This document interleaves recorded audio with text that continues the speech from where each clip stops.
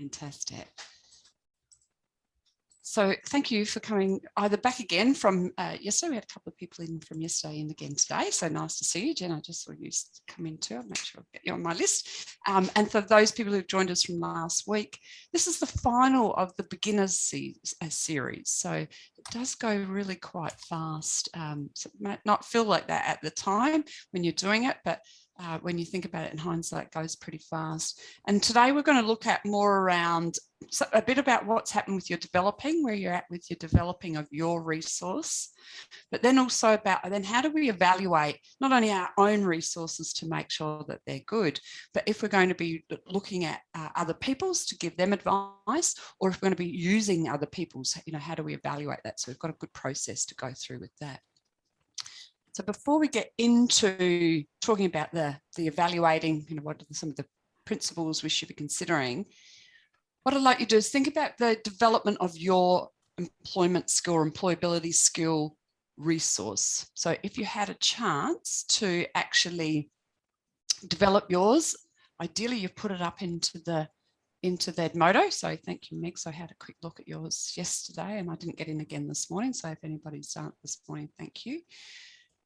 Think about what that process was like, and then even if you haven't shared it, so what that process was like, and then looking at these emojis, which one, using your stamp, oh, we've got one already, using your stamp, you don't need to out yourself, using your stamp or your draw, which one of these emojis best illustrate your process of developing a learning resources based on some of the things we did in last week's session.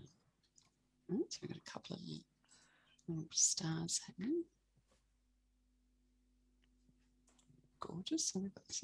So does anybody want to share something that went well for them when they did their developing stage? So you've all got your microphone on, so I might get you all to mute, and then that way I know if somebody wants to speak. That would be great, thank you. But is anybody, what happened? What was good? And maybe I pick on you. Oh, sorry, I encourage you. Just give me a second, guys. I've just got a call from one of my son's teachers about an assessment task he's meant to be doing, and he's dropped out or something. Just hang on one gosh. Yep. I'll just mute you. You're going to mute. Good, gorgeous. Megs, do you want to talk about the process of yours? Because I know you have done yours. How did you find that? Was that a good process? Was there something you would change the next time you developed? Just remember, we have muted you, or you have muted one or the other. Interesting, because I've actually kind of done bits and pieces around this work health and safety in a different program, and I've never really developed that. I've had that picture for a very long time, the one that I used, and I went back to try and find where I sourced it from. And I've scrolled thousands of pictures but couldn't find it. But I've had it for a long time, and I've never actually kind of put it into a proper form like that, and kind of looked at it and thought, well, I still want to use it because it actually works really well in class with the group, with the COL group, because they look at it and they laugh, and they find it funny, but we're able to, it's very simple, and we're able to talk about all the different things that are wrong and why, and so on, because a lot of them will be working in our mobile kitchen and things like that. That's why it's related to the kitchen. But I've never actually put it into a proper format before. And then when I was thinking about doing that, and I thought, well, I need to, I put across the top of it to either circle what you can see is wrong or write down the bottom. And I needed it to be both, because some people are able to write in English and other people aren't able to. So it kind of, I didn't want one group to feel left out. So, circling it's okay if that was what you're comfortable with. So yeah, it was just an interesting process, and made me realize that there's a few things I need to go back and make them look a little bit more professional. So good process, good thinking through things. Yeah. So yeah, you might have seen I said circle then write, because I was kind of having my literacy hat on as well. Well, that was it. Yeah. So for some people, that practicing that writing would be great. But if they still don't feel comfortable to do that, they can circle what they can see and still be a participant. I thought it would have been great if even if you had to do something like that online, that picture would be great for an annotate. You could put it on your slide and they could all kind of draw all over it. Yeah, it would. It would translate to that very well. We had this discussion yesterday around, While, or it's sitting in an image folder within, other people have shared, and now we don't know the source. So what we think is a good idea is from now on, you're aware that if you take an image that you should reference it, whether it's public domain, royalty free or Creative Commons, which you should be doing, just out of ethical things. It's just nice just to note that this belongs to somebody else and give them that acknowledgement, but probably not spend, because I kind of worry about when you hear people say, I spent ages trying to find it again. And I didn't spend ages, but I did try and have a look and thought, nah. And silly really, because at TAFE, I wouldn't dream of not having the reference point. So it's really slack on my behalf. Well, like you said, you've had it for a while. So it's a time where, you did what you did. And the difference really is that when you put it in a something that you print off and you give to them in the classroom, the chances of somebody kind of taking that somewhere and somebody go, oh, there's a copyright issue, is quite low. But when you make it digital and you release it digitally, then potentially somebody's going to put it somewhere upline digitally. Then there's more a chance of exposure. But Michael, I think yesterday you had a link. I'm not sure if that's still there. There we go.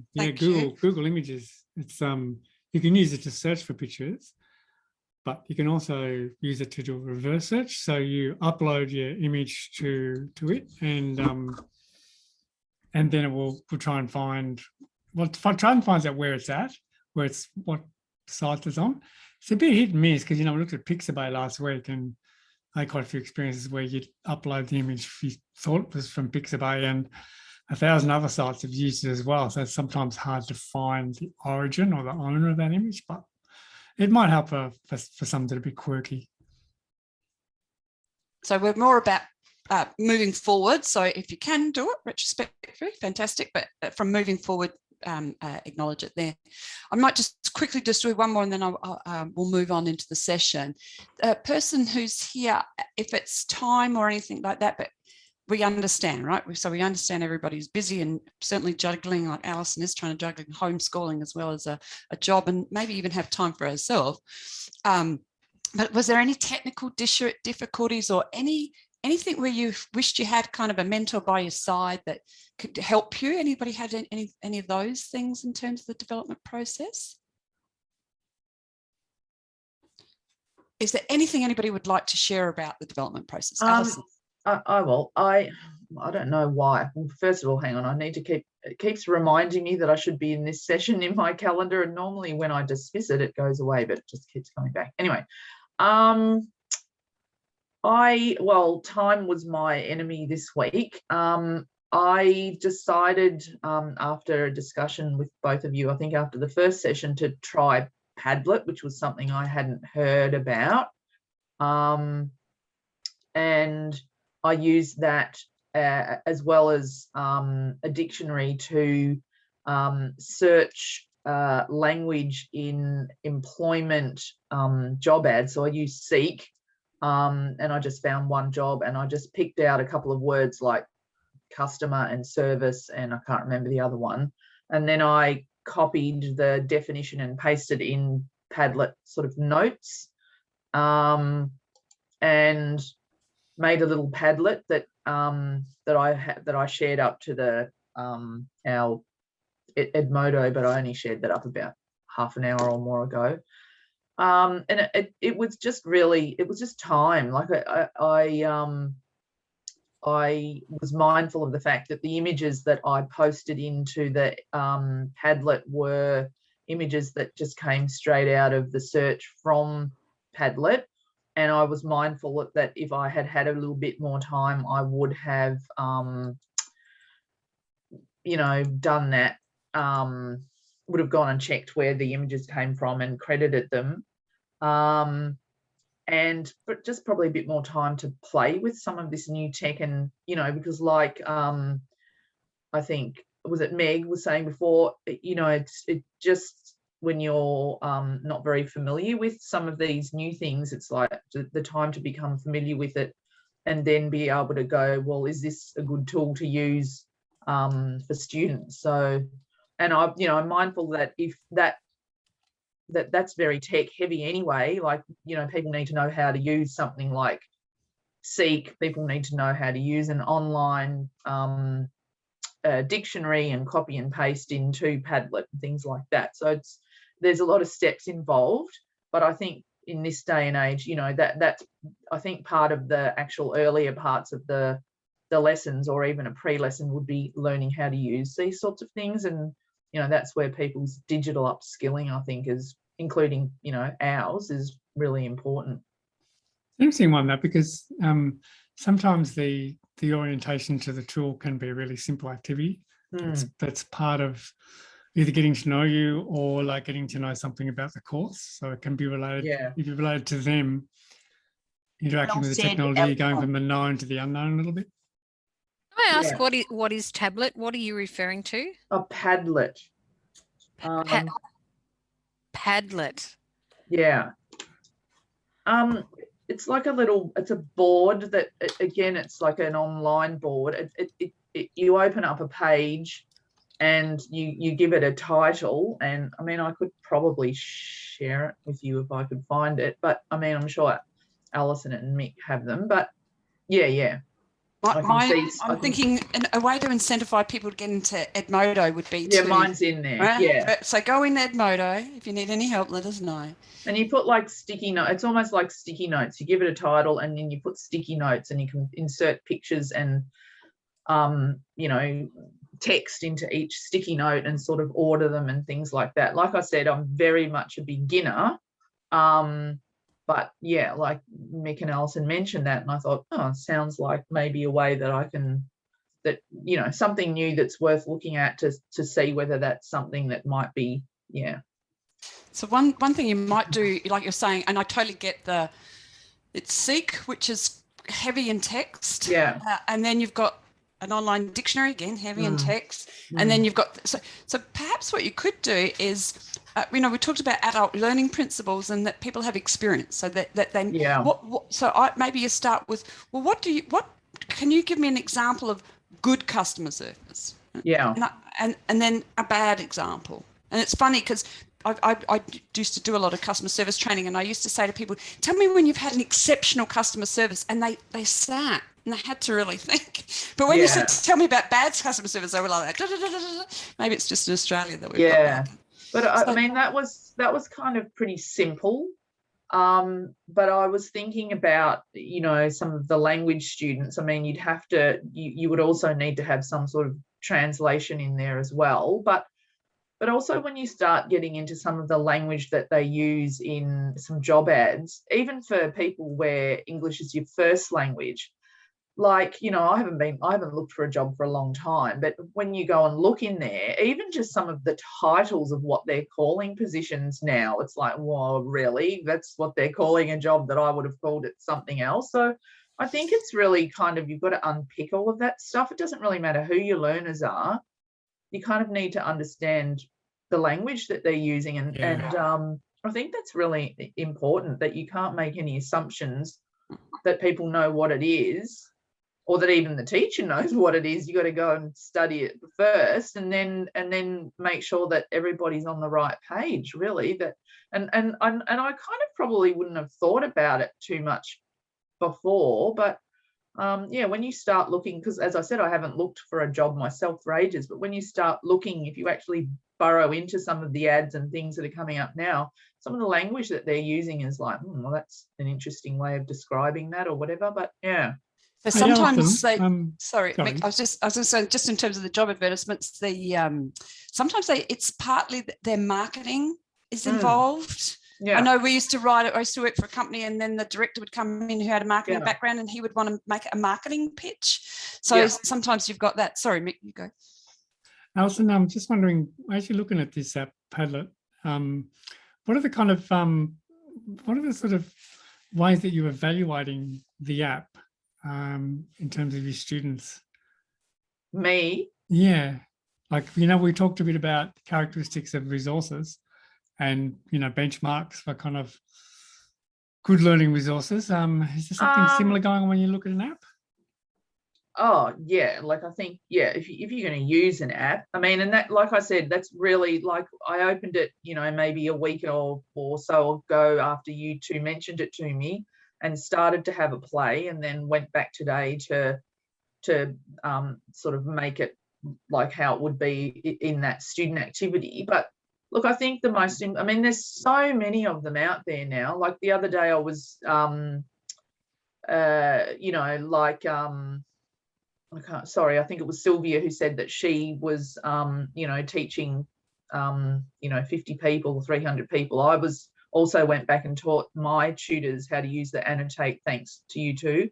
But I think there's so much out there. I went and also had a look at Zoom, and they had some other add-ons, suggested add-ons that you could use either in classes or with, you know, your staff or whatever, to actually, you know, because we had a staff meeting and I wanted to make it fun and a little bit educational, but I wanted to lift everyone's spirits a bit. And when I just started looking, there was just so much out there. So I really think, you know, probably if somebody, you know, like you two recommend something, then I'd go and have a look at it. I mean, yeah, you just need to see what's trending, what people are using, and then you have to go and have a look at it. It has to be user friendly. It has to be accessible by everybody, no matter what device they've got. It's got to be pretty quick, you know, for people to learn how to use it, and it's got to be relevant to what their, you know, what their needs are, I guess. So yeah. So you need to start off with, what's the learning outcome? Yeah. What learning activities meet that learning outcome? And then what resources support the learning activities that meet the outcome? So as long as we start in that process, and I remember the same process a long time ago when I started in e-learning, and I felt like I wanted to, you know, bite each cherry that came past, each kind of really new thing that was coming, and then realized that that was going to be impossible. Yeah. And a colleague of mine kind of said, look, if it's important, it will come back. Yeah. Yeah. All right. That's so true. if you go, okay, I know that's there, and there's a whole heap of stuff, but if it's important, you'll find it, or it'll come back to you. So don't try to, you know, grasp everything now. Just start with that process. What do I need to ensure that these people know and can do when they're finished? Yeah. What learning activities do I do to make sure that they can do that? And then what resources do I need? And is there a good tool that we can build those digital literacies? Because I totally agree with you. Wherever possible, if we can just lift everybody's digital literacy by that much, it's going to make their lives a lot easier as well. Yeah. Excellent. All right. Well, that was Jen, I want a cup of tea. Whoever made that for you, who brought that in. Oh, that's mine. My partner. Michael got one too. Did he? I think Jen got one too. So Michael, maybe we'll get the session started. Yes, let's get this started. So we're going to revisit some of that criteria for good resource instructional design that you put together. And then we're going to try and apply that to some example resources so that we kind of start to embed our way of thinking about resources and how we evaluate them, and, you know, kind of think about how they're going to be good for us as well as our students. And often that's where it starts. You look at a resource and you go, no, you know, it just doesn't grab you. So, and then you might go through the process. So yesterday was really interesting when we did this, because people had almost like an intuitive sense now of applying those things. And there was quite a bit of diversity in people's approach to benchmark. So it's a very personal thing. Yeah, it was a bit interesting task.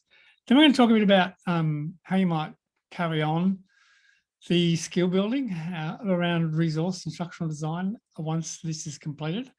I know some of you are going to kick on to the intermediate program, and you know, you guys have been pretty rock solid throughout the whole program. So if you haven't signed up for that and you're interested, please consider it, because you know we'll be able to squeeze you in, no problem, because you've got a really good track record of participation and you really bring something to the program. So that doesn't kick in until October or so. So we'll send you some information on Edmodo about that if you're not part of that, but I know some of you are.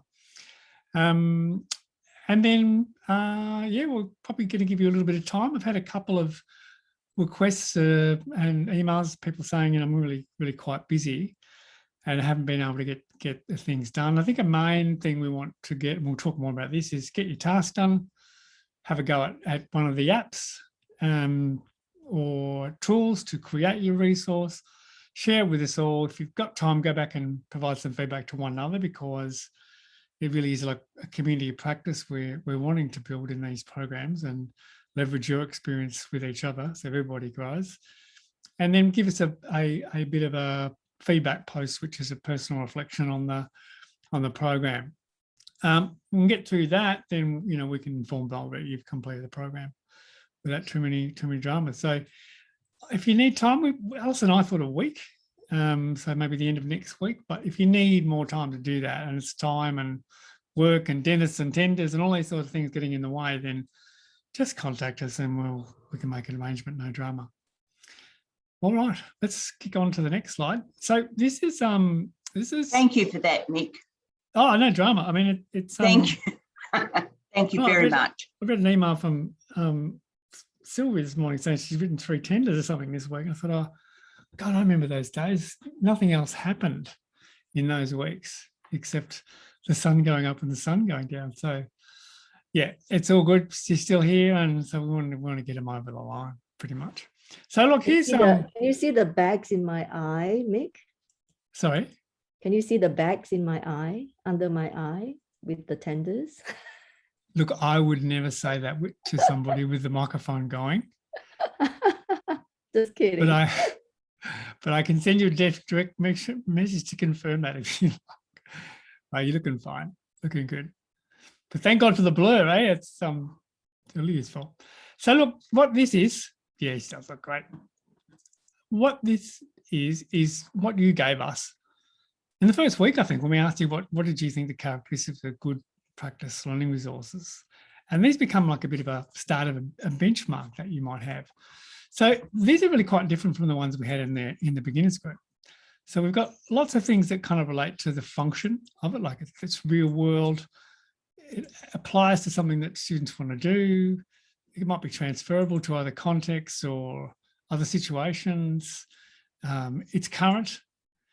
And so there's a couple of people came up that, and then there's also a bit about engagement and attractiveness. So text, images, really visually sweet, well combined, maybe a good hierarchy of information through headings and text. There's a thought about who the audience is, so it might be either age appropriate or appropriate to your particular cohort. If you've got a range of people from different backgrounds and different lifestyles in there, it makes it really important that there might be some capacity to facilitate that in some way with students and have a discussion and whatever, and that maybe you've got the capacity to edit it if it's possible. Even if it's a PDF, we might be able to edit those too. And the language, which relates a little bit to the text. So I think these two relate to each other: clear, concise, and appropriate language.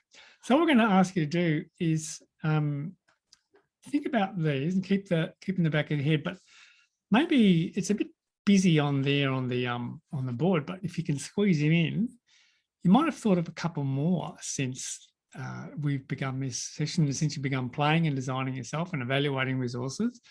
So is there anything you'd like to add to that list? And you can put it up on the board here with annotating, chuck it in the chat, or you can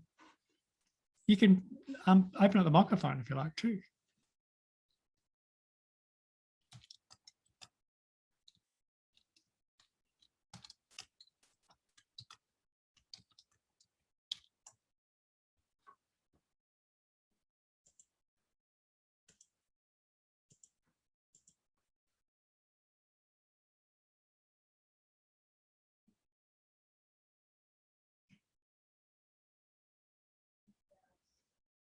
Anyone got anything extra?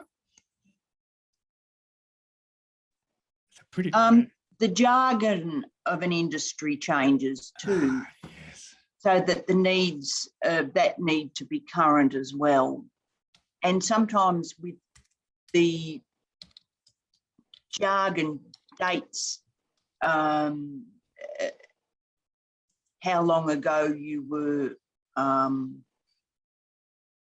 either finding it or in the industry, the jargon changes over time. That's very true, Jen. It's also ways of seeing, isn't it? I looked at a resource I wrote about 12 years ago and thought, God, I'd never write it that way now. So the language and some of the assumptions I've made. So yeah, we're very much product of the time. That's a really good point. And you know, yeah. Yeah. Okay, thanks, Jen. Anyone else? Oh, Kyle's got one. He's understand a different level of understandability. So very much, accessible English, simple words, plain English. Sometimes the more that you investigate learning resources, the more you see how much overriding goes on in education, overriding instructions, and sort of really understanding that there's a kind of institutional language of talking about education and instructions to learners and those kinds of things. And then that's very different to how you can adopt a plain English kind of approach. It's a real problem in TAFEs, for example, and schools. Schools have probably got it a bit better under control. They've got really simple instructions to students. So they're not buried in compliance talk in a way to understand what they've got to do. I think our industry's always been good at that. All right. Yeah, hello, Kay Bowman here, Mick. Good on you, Kay. Yeah, I've been doing some stuff for NCVR and exactly what you're talking about, getting caught up in vet speak and the technicalities that people internally, technically that's not right. And I'll go, yes, I know. But when you talk to an employer, that's what they think it is. And that's how you have to talk about it, whether technically it's right or not. Yes. That's a really good point. Understanding that language of English. And we had a couple of examples here last week where people quite regularly, I was really impressed, make touch points with industry to, I think it seemed to me mainly get students to engage and understand where they were going and what they could get into and demystify it. But that's also a good opportunity for trainers to pick up trends, language, those kinds of things. We probably don't have enough dialogue sometimes. There's some beauties up here. Yeah, so go for it. The other thing is what's expected at work has changed over time too. Like when I started work and the matron walked into our nurses station, even in the middle of a cardiac arrest, you were immediately needed to jump to your feet and say, "Oh, good morning, matron," and then get back to what you were doing. People don't realise that,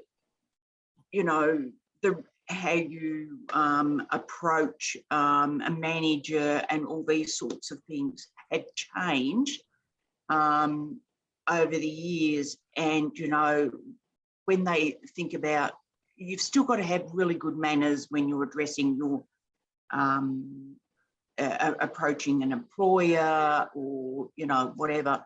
But there still may be some quirks that they still expect and what you might not cover in everyday life, it may still be an expectation too. I must tell a funny story.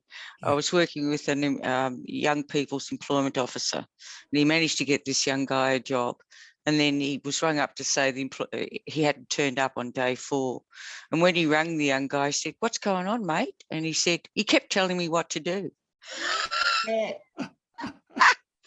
Didn't quite realise that was the nature of what work is. Thanks, Kay. You're not going to ask you a question. That goes into the definition of what service is. Yes. I looked up the definition of service, and that's the definition is basically, being told what to do more or less by somebody else.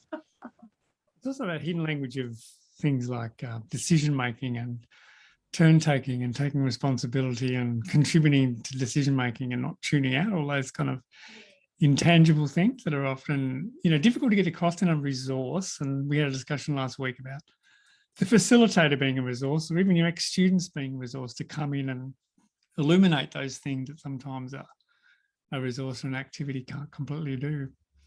But Jen, I just wanted to ask you, how many of your patients back in the days' last words were "Good morning, matron"?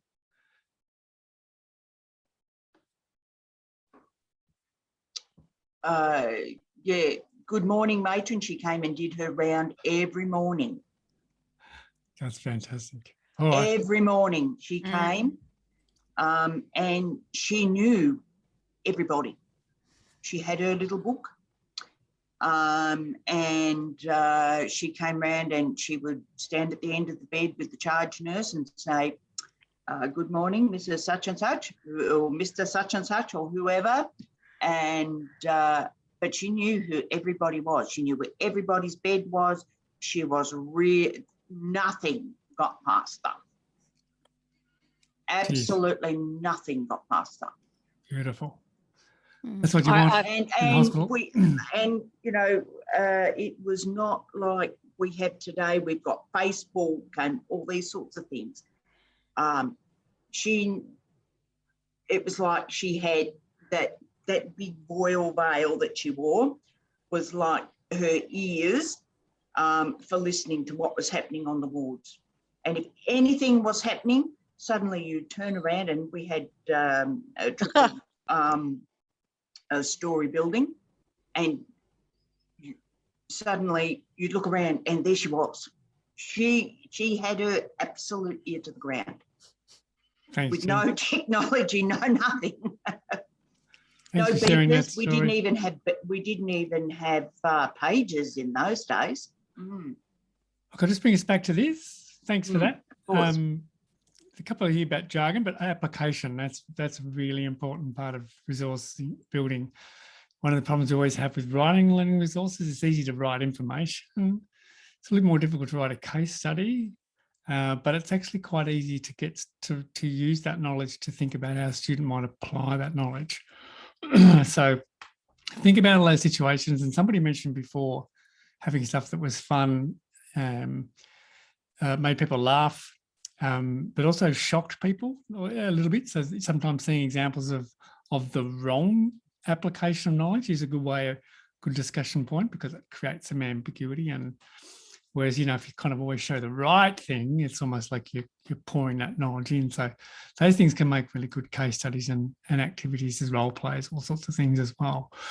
Thanks for adding that. That list has now become magnificent, and probably better than the list we're going to show you next, which is coming back to a pretty much pure instructional design. Thanks, Alison. This could have been collated from what you've told us, and also a little bit from what Learn Local have got in. So we've got a lot of this stuff that you've given us, real world, visually appealing, and grabs a learner.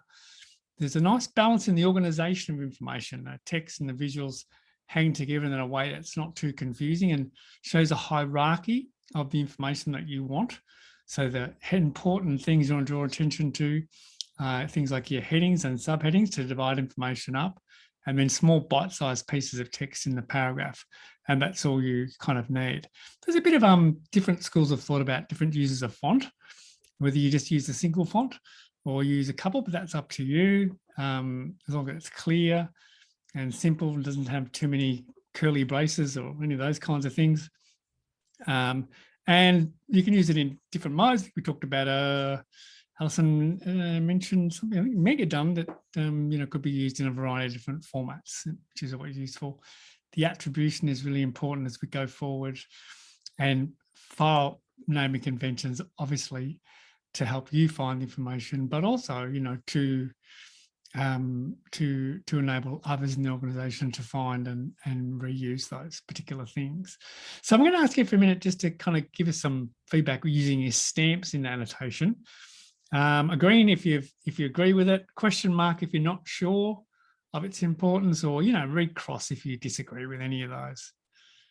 So if you go up to your annotations, you should have a stamp category, and when you hover over that, you've got ticks, you've got crosses, and you've got a question mark. So maybe go from there. Here we go. I've got a star, beauty.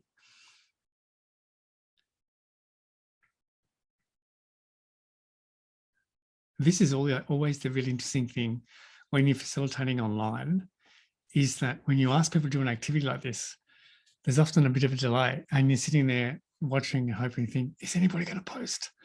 And then suddenly, after 20 or 30 seconds, it all goes crazy, and you're never kind of get used to that. No matter how many sessions you've done. So lots of agreement here. So perhaps the open question to put to you, is there anything that you disagree with or not quite sure of how it applies? And you can take the mic for that.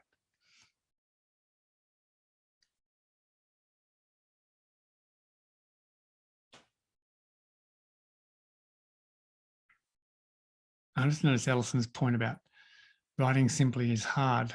Yeah, it is hard because, you know, we've all been schooled to write formally. It does take time to take the puff out of your writing. Yes, that's very true, Alison. You can see people thinking about it, doing it on the board. Beauty. Okay, let's move forward. And that list we've got there, that benchmark, you can grab that, and we've got a link to Google Documents there in the chat. And once you kind of get there, you can download it for yourself. So the first step, once it loads, is you've got your file.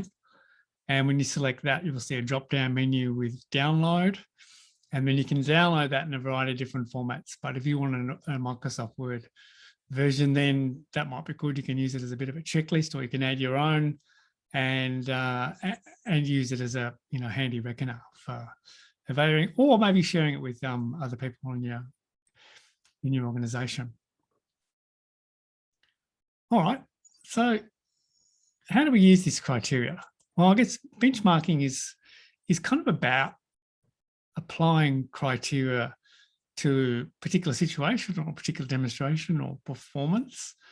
And if that performance is, say, an example of a resource, we're looking at it and we can apply some of that criteria to see if it's good, so that it meets all the criteria, or that it's average, so it meets some of the criteria, but not all. And then you'd have to consider whether that's an important thing for you or not. And we'll certainly hear about that, I'm sure, when you respond to that. And then a bad one would be that it meets little or none of those criteria at all. So good meets them all. Average meets some or most of them, and bad doesn't meet any of them or hardly any.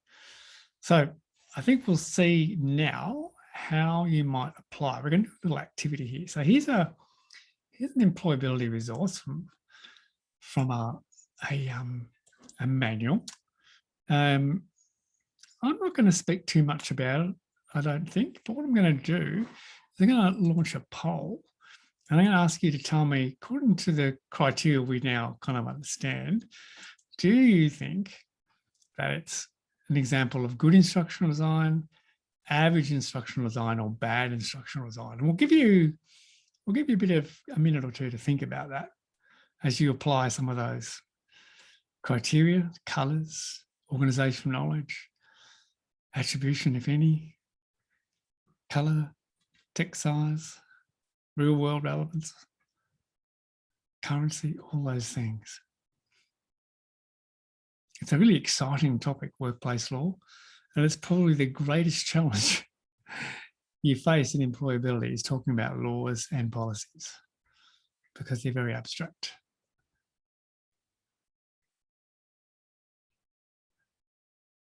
Great, we've got a couple of votes already. It's fantastic. Hopefully you can all see the poll come up, and you've just got to select your option. You can only choose one in this one.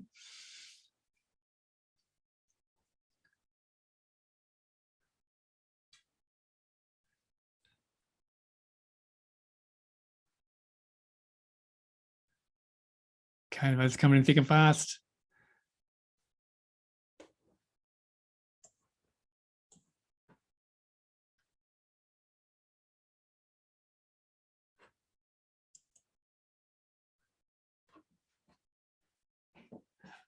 Okay, do you want to tell us a little bit about that, Kawal? Take the microphone, if you like, if you can. Yes. No, I can, sorry. Can you hear me? Yeah. Yeah, okay. Sorry, just because I've got 6 family members doing online learning at home. Oh my God. Good on you. So the reason I say is, I mean, the layout is simple, but it's just that the fonts in white, sometimes some people have color problem, I mean, visual sight problem, and the size of the font is too small. Like if it's an online learning, then it's tricky because you got to squeeze, I mean, you got to really zoom in and read. I mean, sorry, let me step back again. The reason I'm saying it's based on online learning. If it's an online learning resource, then it's challenging to see. You have to zoom in, and it also depends if the students are using whether iPad, laptop, or phone, because not everyone has the same medium of device that they're using. And yeah, that's it. Hopefully that helps. Yeah. That's a really good point. I mean, this is from a printed resource, but could share it as a PDF or break it down or use it maybe as key points to run your discussion or your questions. So maybe as a bit of a script. I'm not sure if it would probably. I think you're right. That would definitely need to be adapted. Let me end the poll. We've come in really heavily on an average. Thanks, Kawal. Does somebody else want to chip in about their response and why? Nick, I will. It's Jane. The wording in some of this I don't think is really appropriate, and also having a male doing the, this is how it should be. I think in current times we shouldn't be having males being the ones that are telling us what to do. When you think about the big movement of Me Too and women coming to the fore, which is a good thing. Also the mention in there about you are a homosexual.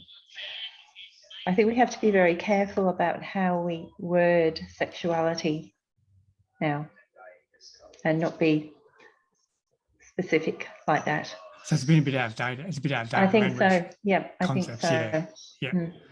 So I think it needs to be updated or current, obviously, to fit in with what's happening now.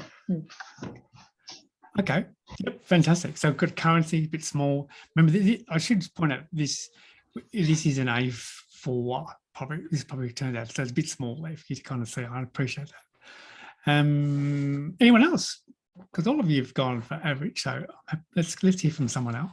You've got some great things coming in. It's got reasonable content that needs to be addressed, but it's just not worded appropriately, I don't think. Yeah.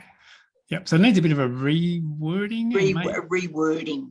Yeah. And do you think it's something that would need to be facilitated? Would it stand on its own? It needs, as it, when I certainly look at it, you look down the bottom at the, do a scan and you see the points. You come from overseas, you speak a different language, you're already singling out groups, and I don't feel that is appropriate anymore. Yeah, so it just needs we need to work better on the inclusion, and it needs to be more softly written. Yeah. More, right. Yeah. Perfect. But those points need to be covered because that's what the discrimination rules cover. But yeah. Time has moved on since whenever this was written. Yeah, our thinking has moved on. Yeah. Yeah, beauty. Okay, thank you very much. Let's have a look at another one. Thanks, Alison. So I'll give you a moment or two to have a look at this one. I can actually show you this one a bit bigger size if you want to see it. I'll chuck the link in to the chat for you.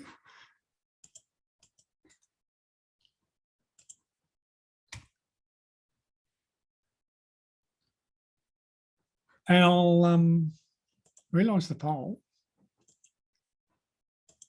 so that whenever you're ready and you've done your benchmarking, you can start to vote.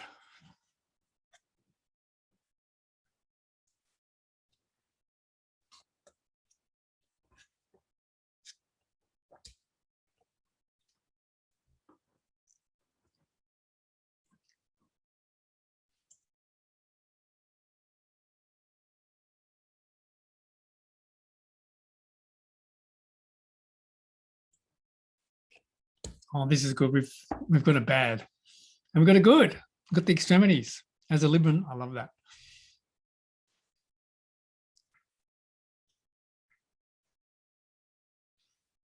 Oh, we've got some contention on this one.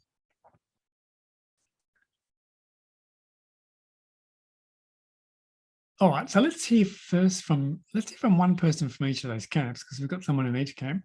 So someone who hasn't spoken for a bit want to say a bit about why they think it's good.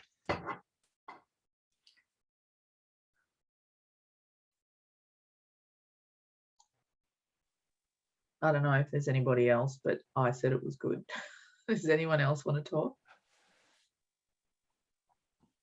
Looks like you're it, Alison. There you go.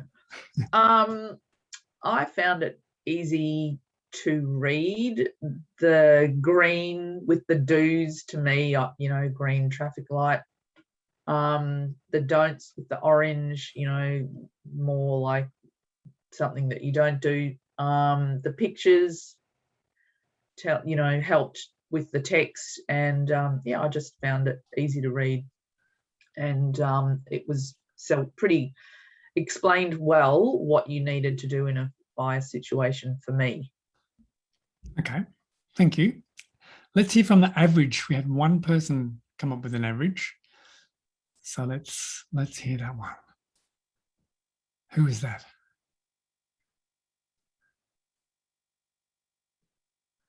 Oh, Kamal's changed her mind. That's fine. No, I didn't change. Okay. What I was gonna say was that I nearly my first impression was I was gonna say good, but then 2 seconds later I thought, oh, there's two different colors of green. There's red and orange. It's like there were too many colors. But what I like is like the way they did the left good and the right don't. They've got the idea, but it's just the color theme. If they could have just made it simpler and stayed in one tone, like green and red. That's it. Thank you. Yes, that's almost like they picked a really good primary colour in the greens and the reds, but then they need to stay with that and maybe have some tone or shade of that similar colour. It's a totally different green, a totally different red. But if it had a tone of that, like a 50% transparency or something like that, it would probably be a little better. See you, Jen. All the best and good luck this morning. And hopefully see you soon. Meg's changed her mind. That's okay. Who is the bad? Had a couple of bads. Been interesting to hear what you've got to say. Yeah, Jen and Jane had the hand up in their physical hands up. Oh, okay. Yeah, James, is that you? Yeah, just jump in.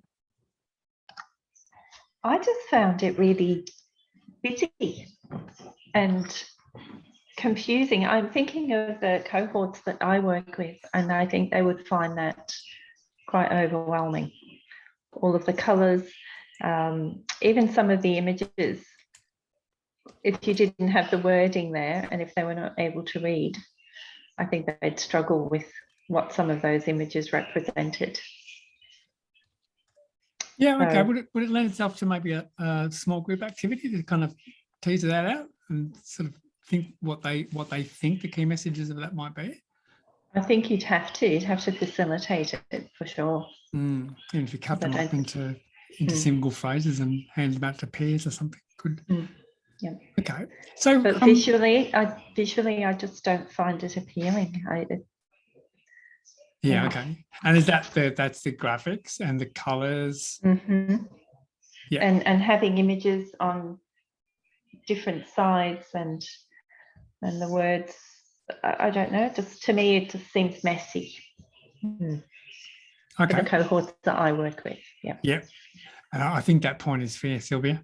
Okay. Yep. That's good. So what we're finding here is that we've got a a real split in how personal and unique to each of us, each of those particular things. We had an interesting discussion around yesterday around priorities, that it might be one criteria that overrides the rest. So you might have something like this, which doesn't quite tick all the boxes in terms of the look and feel and design, but it actually addresses the content and may be current.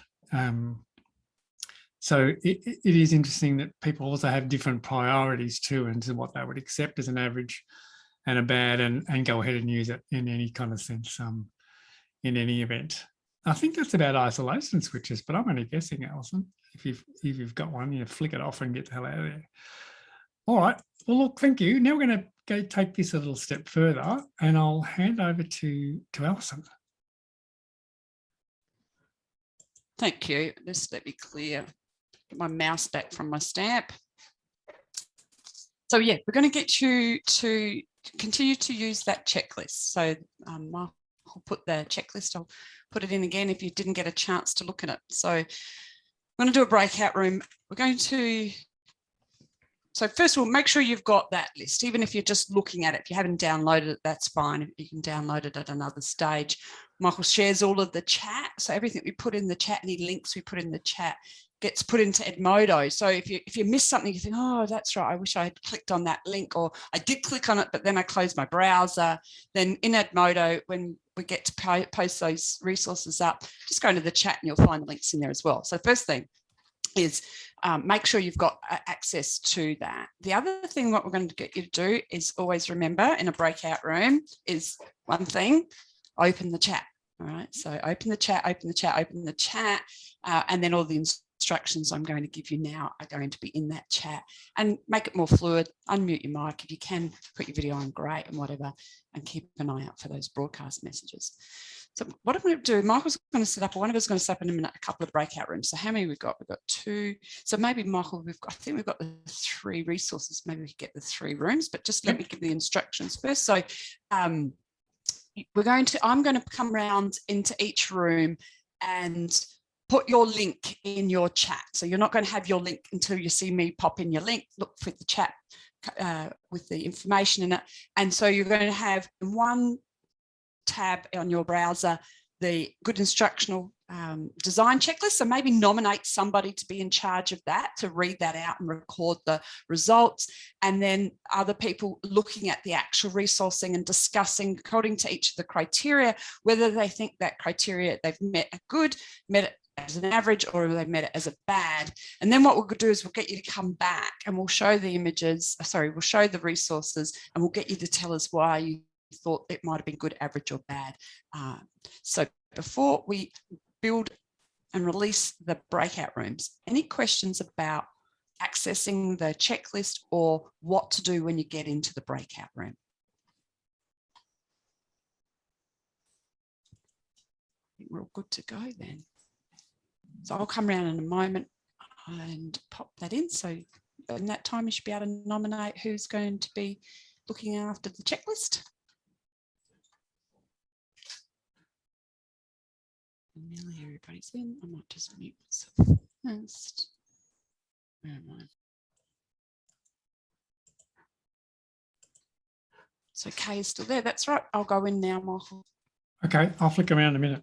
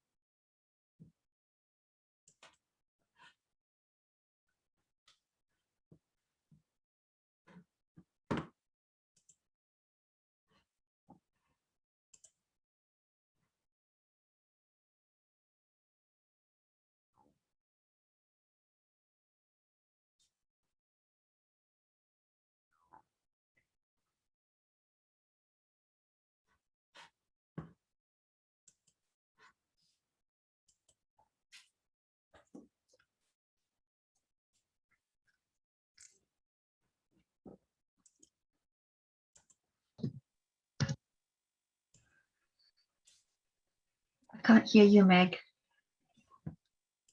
I'm just lurking, see how you're going. If you had Oh, any you can- questions. Oh, no, thanks, Meg. Oh, you can hear me, Megs? Thank you. But I Okay. couldn't hear you. I'll leave you to it. Okay, thanks. See ya. Bye.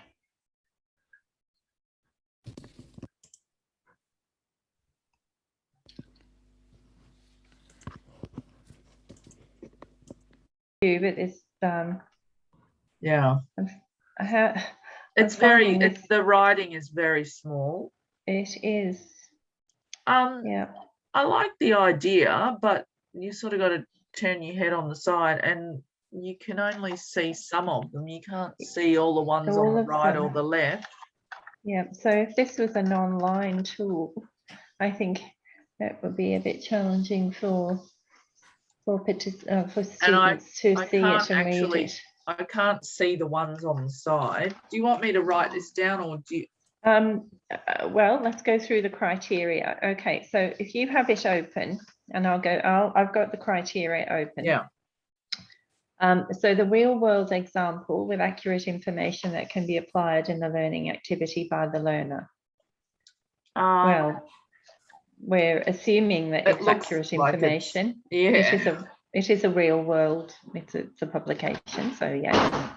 I'd say yes, so good, average or bad. What do you think? Good for that or average? As well. You know, that you could have like charity. What does that mean? In what context is that being said in? So yeah. So how would you rate this this resource, you think? Well, I'm looking down the list. Visually appealing and gains learners' attention.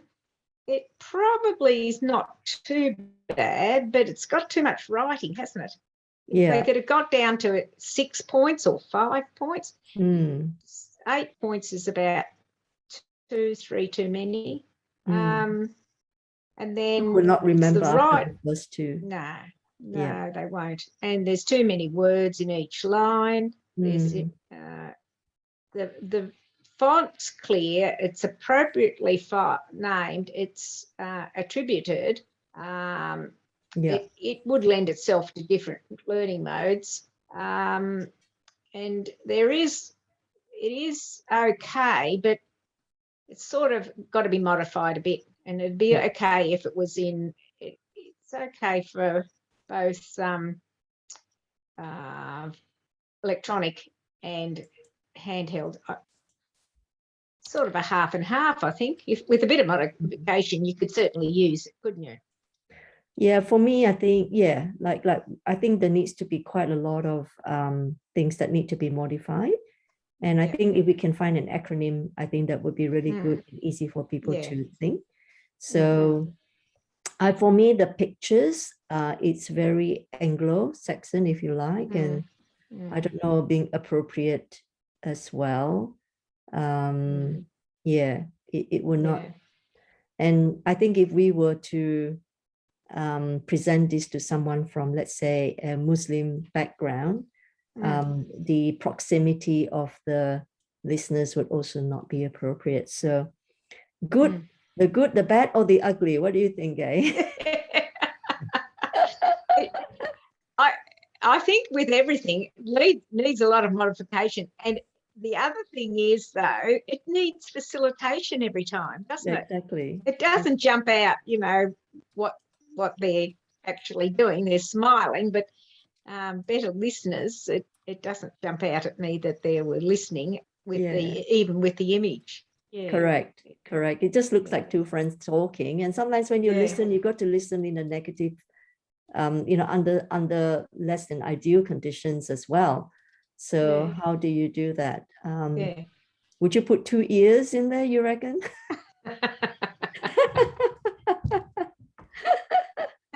That could be interesting to figure out. So, again, finding an image very difficult to portray. We use lots of our own images, which is really easy. We don't have to do too much, and we've got a good resource there. But again, finding an appropriate one for a general is not easy. Not easy. So so have we agreed that we don't like the image? There are too many ways, I suppose. How would you term that? Too many? Yeah, too many options down the page. We need to go back to 5 or 6. Too many words. Okay. Words are out of date or not appropriate. Need an acronym. Yeah. Seems to be seems to be very old-fashioned. Like, you know, you hear your mom or grandmother says, you have 2 ears and 1 mouth, so use it appropriately, kind of thing. But I just don't think that the young people of today would actually go like, I don't actually know what you mean by that. Kind of. You can tell I come from a different era, Gay. 60 seconds and I'll wrap up the rooms. Thanks, Alison. Yeah, we're ready. Nice. We've picked it to Smashed it. Fantastic. All right, 45 then, 45 seconds. Love that. Maybe we could think of an acronym, Gay. What would an acronym be? I think we just need to get down to sort of 1 or 2 words in each line. Listen closely instead of just ready to reply. So L. Yeah, so listen. We'll stick with an L. Listen. Yeah, and then an A. Ask questions. Yeah. I think we certainly get rid of the 1 mouth, 2 things, 2 ears things. Pause, I think, will be another good one. So yeah, pause. Yeah. L, we've got a P, we got an ask, and we've got maybe E or the eye contact. Yeah. Or body language. Shall we just call it body language? Yeah. So PALB or VALP. Okay. And then you'll have to, I've got a good one for my hierarchy of control. Every Sunday I eat apple pie. So I say that a billion times, and everybody's got, they know when I say, yeah, that's right. Every Sunday. Yeah. They can nearly say it off by heart, thank God. That's a good one though. It's just like learning chemistry. Yeah. You've got to have something that helps. So we're back in the main room. So the trick with the with giving you a screen thing to look at, and then the breakout rooms, is to let you know that the breakout rooms are going to close. So when you come back, you're not still kind of in the middle of a conversation and wondering what's going on. So thank you so much for getting tasky, getting those tabs, working out kind of who's going to be the person reading out the criteria and discussion and so on. So there's a lot going on in a very short period of time. So thank you so much. That was really well done. And what we might do is get straight into, Jen left, Kawal. She, I'm not sure why, but she did let us know that was going to happen. So let's jump in, Kawal and Megs, you guys are room 1. I might just go through from left to right, and I think I've got this right, so apologies. Kawal, Megs, just confirm I've got the right resource you're looking at on the left-hand side? Yeah. Fantastic. Yes. All right, tell us, were there any good or average things about the resource? Let's start with the positives, constructive positive stuff. I didn't like it. I found it too busy and difficult to really follow what it was doing. So I didn't actually like it at all. So one positive thing? No, not one positive thing you could give to it? So just think, this is me. You're going to give me some feedback of my resource. Normally we would at least start with one. and Kawal, apologies, I muted you by mistake. So if you're going to talk, just be prepared. There's not one positive thing you might come up with it? Not really, no. It's not my resource. It's okay. All right, fair enough. No. I mean, that only shows part of it. It was about double that length, and it was just too many pictures, the white on the blue, the different kind of font stuff. Even in each section, it's different sizes, and it was just really confusing to my brain anyway. Okay. Yep. So that's the layout. Well, was there anything that you would give as a positive? I agree with Mags, but if we try to put in some positive spin, I suppose the idea is there that they used two colors. They used three. Like they used blue as the background, and then they used the darker version and all that. So they've got these standard colors of just sticking to three colors whenever it comes to slides and PowerPoints. So they've got that concept, stick to less than three. But the thing is, the size of the images, it's like it goes like the picture on the left, arriving late, and then the number 2 is the head of the man, and then number 3 is a smaller head. So the sizing standard is not standard. So the sizing goes big, small, small. It certainly confuses you. And then the bottom bit that says examples of the most memorable thing, it almost looks like they're trying to squeeze in 0.1 till 5 because they're losing the space. If only they have proportionate, they balance the space of the images accordingly. And even the 1, 2, 3, 4, 5, it's like it's got you looking up, down, left, right kind of thing. So the idea of colors are there. They use less than 3 colors. That's the positive thing. But and they use one standard font, but the sizing of the font is not standard. So yeah, there's a mixture of positive and not positive, if that makes sense. Sorry. Yeah, no, you did really well. You did really well. Just this is what they call an infographic, and something about an infographic. I certainly take your point of this jumping all over the place is there. The thing with an infographic is it's supposed to be about a visual and information. So this being big and this being not so big and this being less big is about, this is the number one thing. This is the biggest thing. This is the second biggest thing. This is the third. So that's what they've tried to do with the font down here too, in that they've gone, right, really important, not so important, average important, kind of okay, not so important. So that's why that's this kind of infographic approach. But I like how you pointed out the color scheme. Mostly the font is generally readable. But as Meg, you're saying overarching, there's some things that you have concerns about. Just remember what we want to do when we're describing these things is try to use the criteria. So if when we use words like I don't like, or it's not for me, then that sounds subjective. But if we say things like it's the font size, or it's the amount of white space, or it's the size, then we're actually giving some good constructive feedback. So thank you both for doing that. That sounds really great. Number 2 room I've got is Gay and Sylvia. How did we go with the 8 ways to be a better listener? Let's start with, is there something positive that we can start with? What's something we can give good feedback about? Gay, do you want to take this one? That it's good. We thought that we could modify it into something that was appropriate. So the content was good? Well, we're going to modify the content and the image, but it did have the naming convention and the file name and the layout. We were just going to change the words, and Sylvia's going to tell you how you're going to do that and change the image. Fantastic. So there's something about currency that keeps coming up at the moment. Yeah. Is that right? Yeah, it's not current, or it's not in the language that we think that our learners would be. And even the image, Sylvia's got some good ideas on the image. Yeah, beautiful. Sylvia?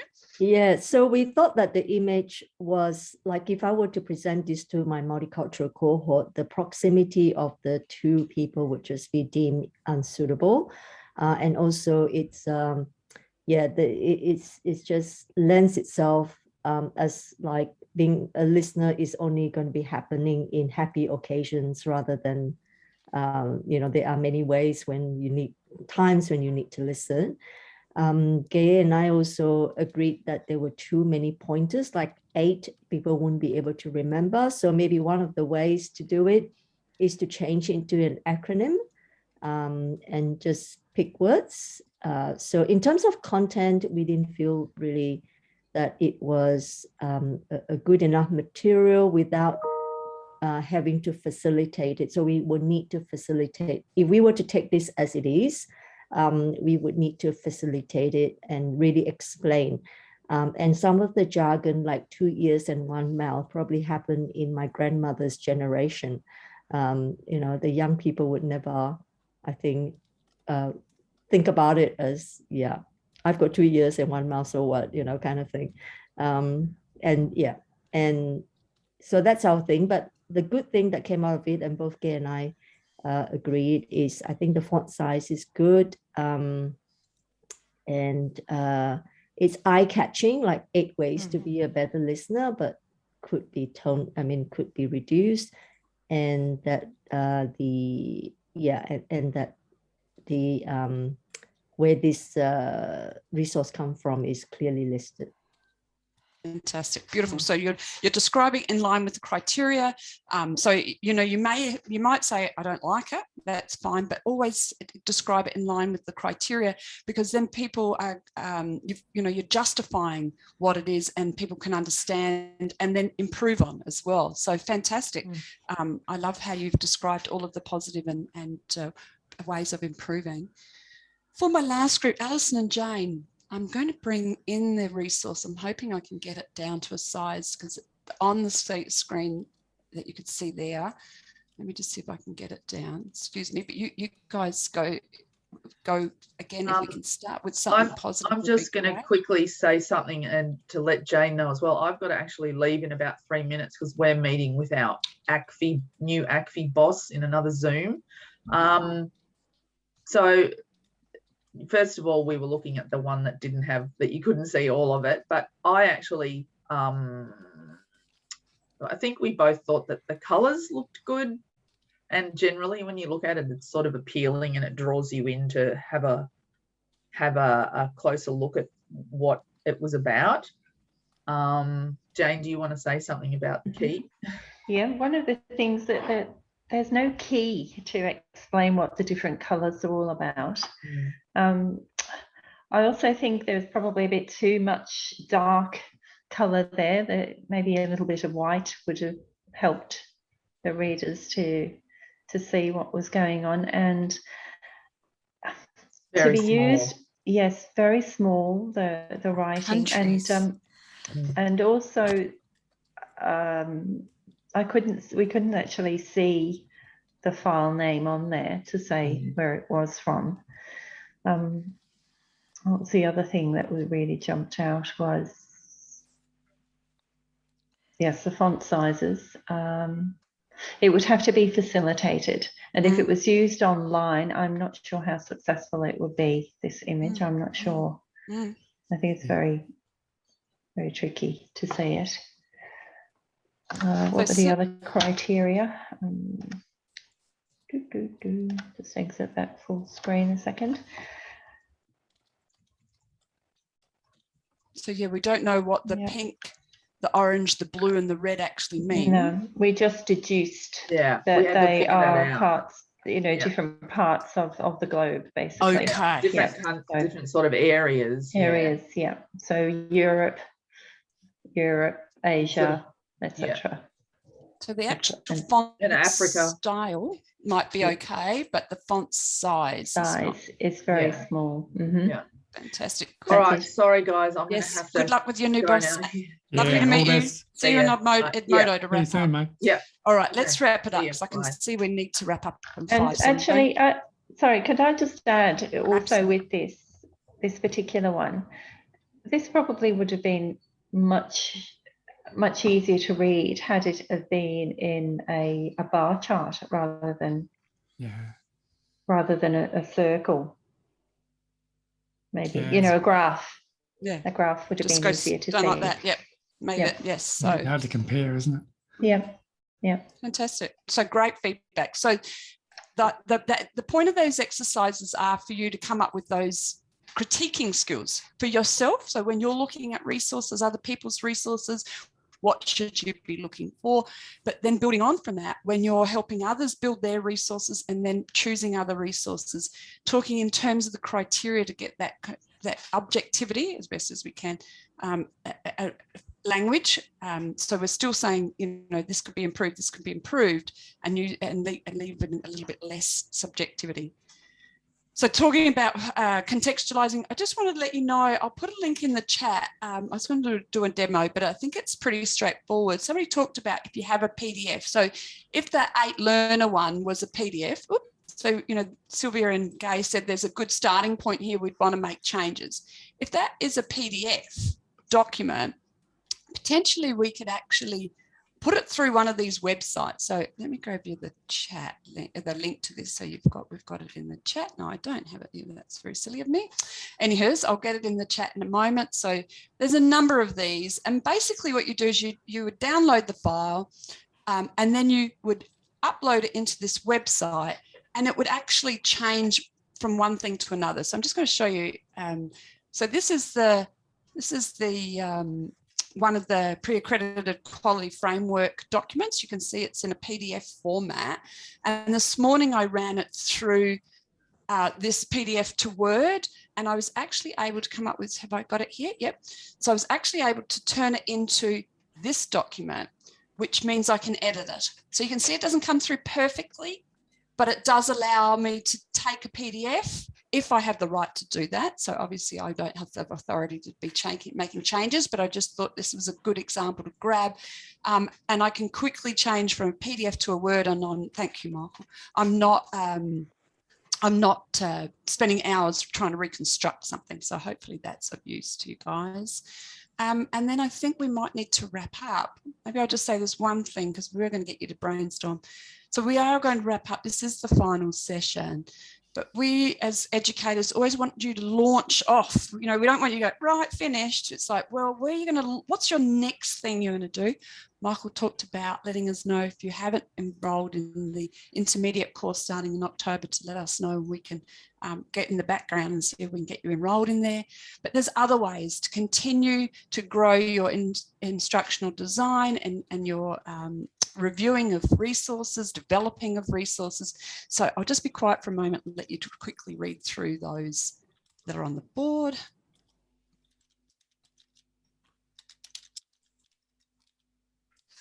Then I think we need to wrap up. So maybe we'll change this one into a chat so we can wrap up with the slides. But yeah, go for it, Alison. That's fine. In the chat, if you what's one takeaway? What's one thing that you might implement as a result of being with us over the last 3 weeks and 4 weeks, because we'll go into next week to finish that up. What's one takeaway from the program that you can use in your pre-accredited program would be great. And then Michael, while they're in the chat, do you want to take the rest?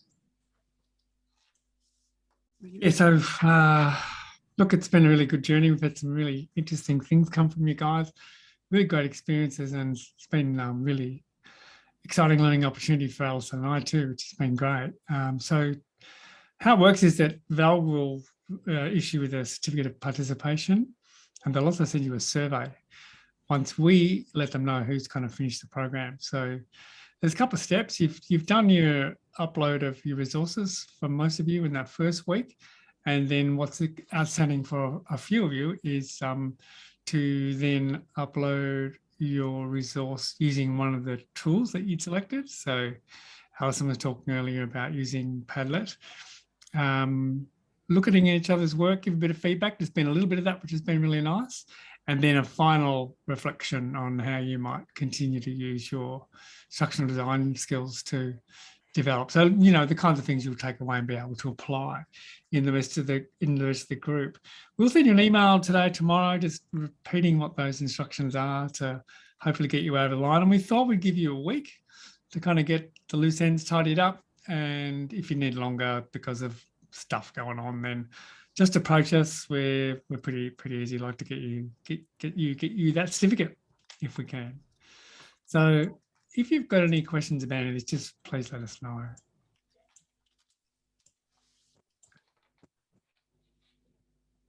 Beautiful. So thanks for that feedback. Yep. So if there's any questions, please let us know. So Meg's just talked about, you know, all those shiny tools, the polls. If you are using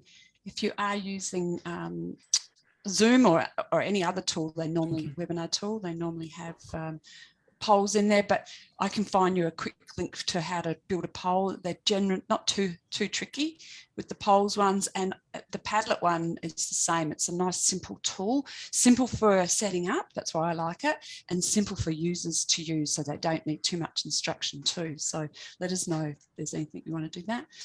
Let us know if there's anything else we can help you with now. Otherwise, thank you so much, and I think, Michael, I think you might need to stop the recording when you're ready. Just before I do, this might be a useful resource. I think not sure if I shared it with you. I certainly shared it with the other group. This is just a little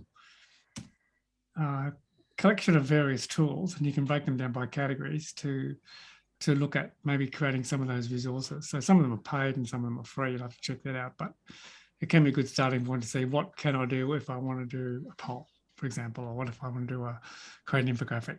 So it's sometimes hard to go searching for that stuff and find the right tool. This has been done by educators, and they provide feedback as to how they've used it. So, all right.